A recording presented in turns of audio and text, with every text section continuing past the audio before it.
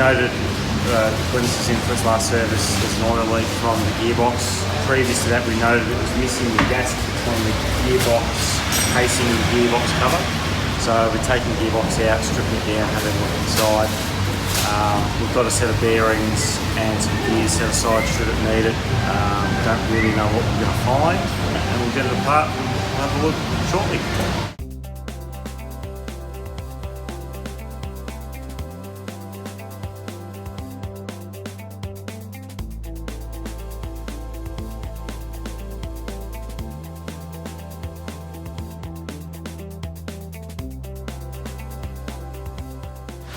Alright, gearbox is out. It's not silky smooth.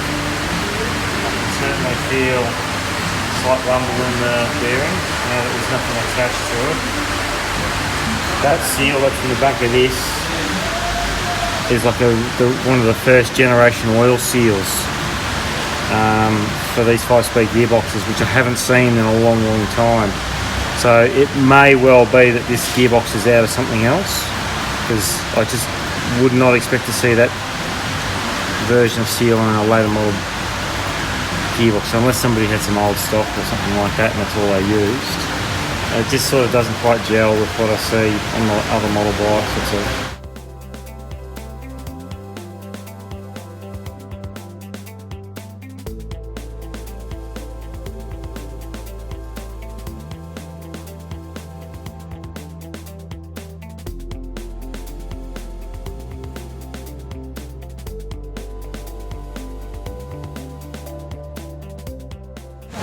The bearings do look a bit tired, that's for sure. This is the intermediate shaft bearings, like a little around a fair amount. It is warm, that'll always make it worse, and there are marks on the gears. I'll have to clean them up and have a closer look. And just see if there's actually, is it just surface rust, or, because there is evidence of water being inside the gearbox. That's the spline, it's alright. That's one plus that I can see straight up, so.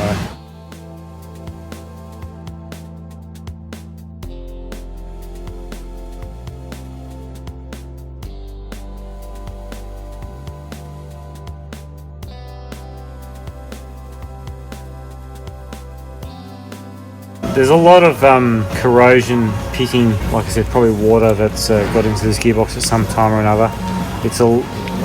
It's on just about every single gear inside the gearbox. So this bearing here is shifted on the shaft because it's not pushed all the way home. That's how much slop there is in end float of that gear. Because that bearing, when it's pressed on the shaft, determines how far that is. It just seems like a more than normal, so it's probably shifted. Now this is that thing that people talk about, the circlips on the output shaft.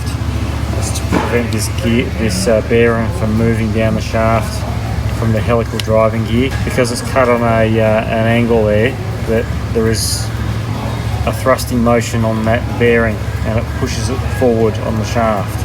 And when that happens, and when it's hot, effectively the shaft grows and then it's over-shimmed because it's well and truly tight in the shaft. So as it cools down, the shaft's going to be well over-shimmed and too tight, and then you get bearing failure occurring after that. But that's what you hear about on the internet, about that circlip on the input shaft, on the output shaft, to stop that from happening. So this one hasn't got the circlip groove in it. It was only on the later model bikes that had it, but there would be a groove in there for a circlip to go, which is a very snug fit to prevent that bearing from getting shifted across by this driving helical gear.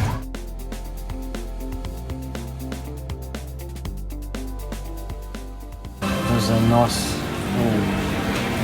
dent in there, so the cotter pin that was in the kickstart had probably not been super tight at some time, and then somebody's gone to use the kickstart and it's damaged the shaft. It's really put a sort of crease into it, and that might be one of the reasons why that kickstart sits out further than it should. So when it goes back together, I will just try and get a little bit creative which way I put the cotter pin in, and try and get that gear shift sitting further in out of the way, rather than replace this $500 shaft. It might have a slight rotational twist in it. I'll just work with that first, I think. So we only usually turn the engine and do the valve things. That's all it's good for. So what you can do, you can put them in the other direction, in the other side, where it's not flattened off against to the taper, and that helps to try and reposition it further around. So it's a work in progress on that. We'll just see if we can get creative and doing something like that. Homemade tool.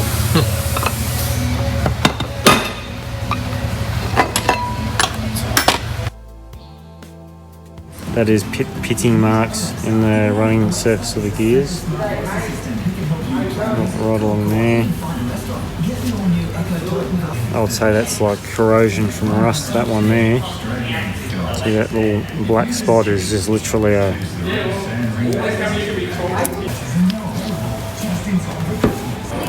there's like quite a reasonable chip out of it right there.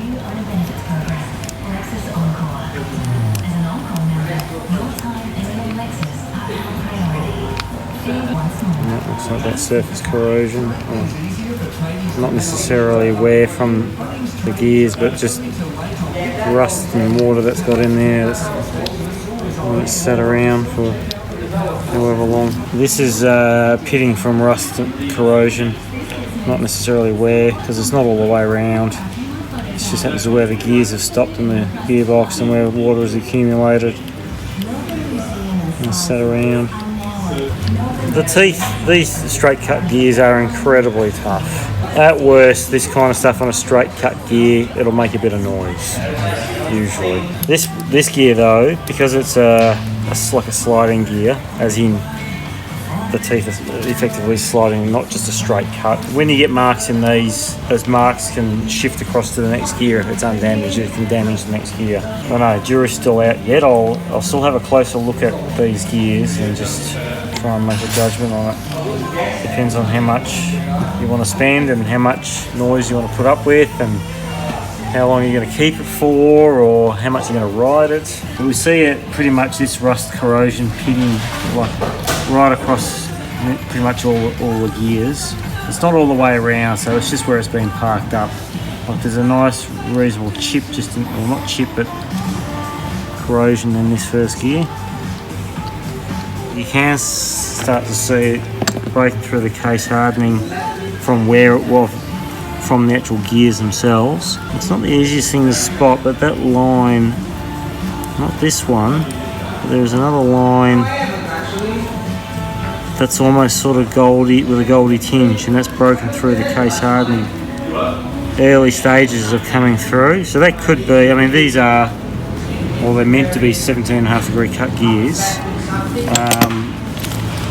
It's got the stamping on the end of the gear cluster which indicates that as well.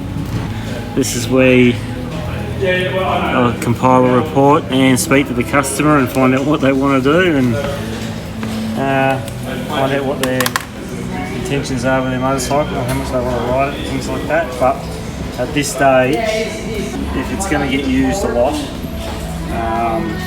I'll be changing the helical cut gears.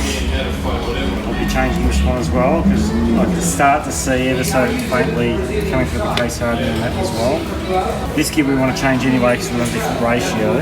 As for the remainder of the gears, my only real concern would be probably the first gear on here with that reasonable chunk out of it. I mean there's wear and rust pitting in the rest of them, that might make it a little bit noisy, but durability wise is probably be alright. But I might see about just putting a second hand one of these on there that's better than this one. Pretty much leave the rest. I'll replace the helical gears, set of bearings. Not sort of what I was expecting. I was expecting all the remainder of the gears to be alright, even the helical gears being the age of the bike, because it is the later stuff. Maybe it ran the wrong grade of oil at some time in its life. Who knows, mixed in with a bit of water or salt water even. It's all added to the wear and tear that we're seeing in this gearbox, and it's been apart before for whatever repair. Probably they've replaced a bearing or something like that. We know that they've left the gasket out of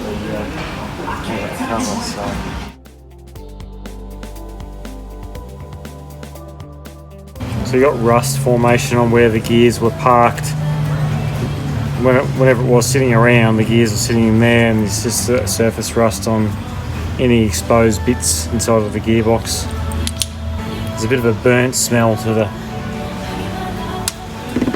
oil in the gearbox at some time or another. It's like almost like carbon build up.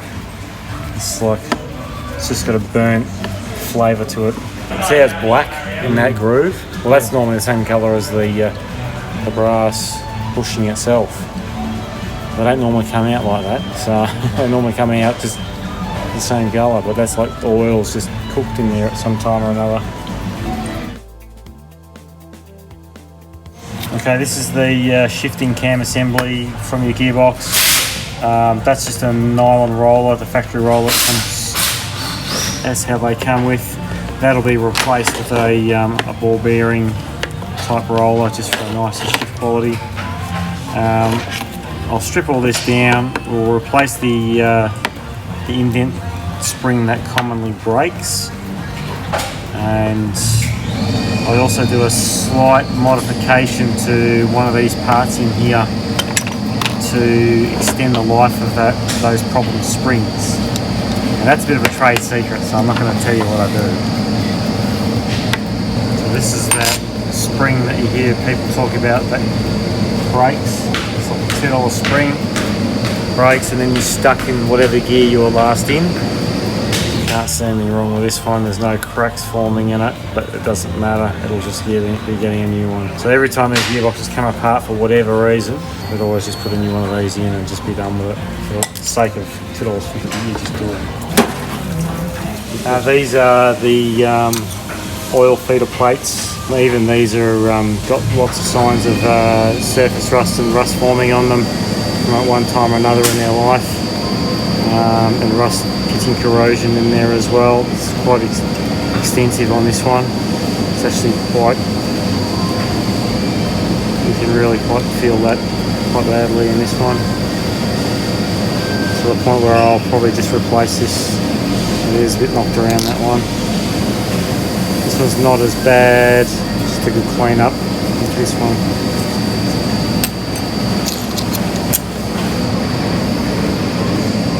I've just done a preliminary clean of this cover, and you just look at see how much corrosion and rust has been left behind by the clutch release piston.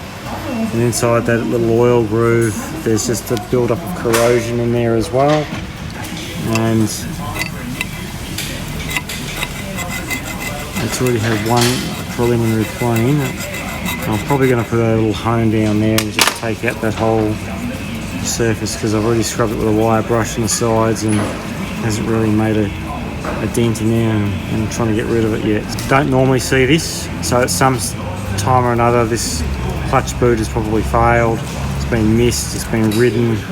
Lots of water's got into the gearbox with dirt and road grime as well, and which probably sort of paints the picture a little bit for the rest of the gears with the corrosion pitting we've seen on there and those other components. I've just stripped down the input shaft. This is the cush drive ramp, and there's a big spring that goes in here, so these take out those harsh gear changes, or if you're doing wheel stands, it takes that shock loading out.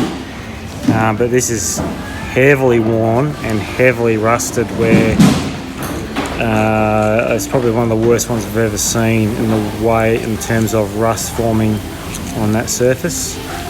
And the mating part for it as well, it's just really dug right out.